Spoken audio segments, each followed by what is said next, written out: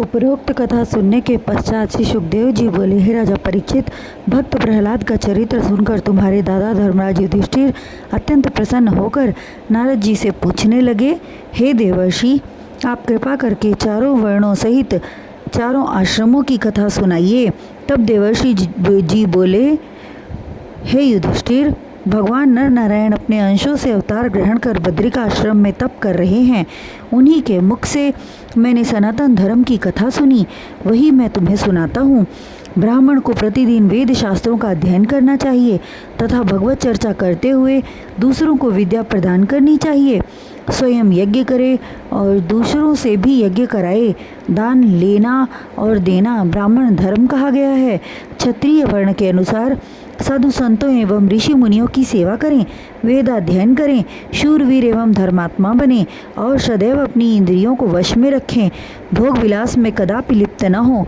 वैश्य वर्ण के मनुष्यों को व्यापार करना चाहिए तथा वाणिज्य विद्या में निपुणता प्राप्त करें, किंतु किसी भी तरह ब्राह्मण एवं क्षत्रियों की समानता न करें।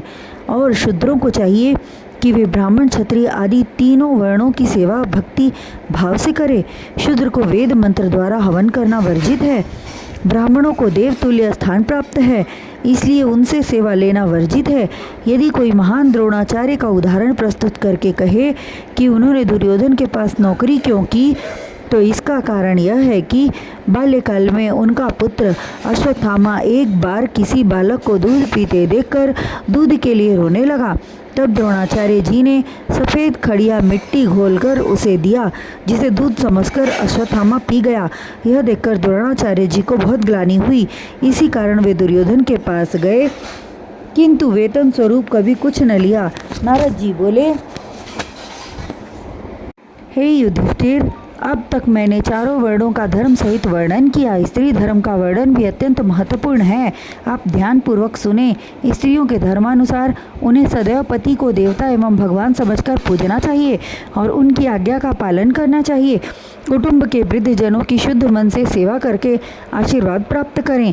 पति से सदैव सत्य बोलें, घर को साफ सुथरा रखें तथा सुहागिन स्त्रियां सदैव श्रृंगार से विभूषित रहें। जो स्त्री कर्मानुसार विधवा हो गई हो, उसे उचित है कि जो कुछ भी मिल जाए उसी से पेट भरे। फटा पुराना जैसा भी वस्त्र हो मिले उसी से अपने तन को ढक ले। श्रृंगार करना विधवा स्त्रियों के लिए वर्जित है।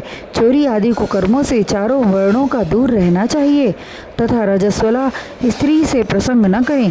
जो ऐसा करता है उसे महापापी जानना चाहिए। धोबी, चमार, चंडाल आदि जिस वंश परंपरा से धर्म कर्म करते आ रहे हैं उसी के अनुसार करें।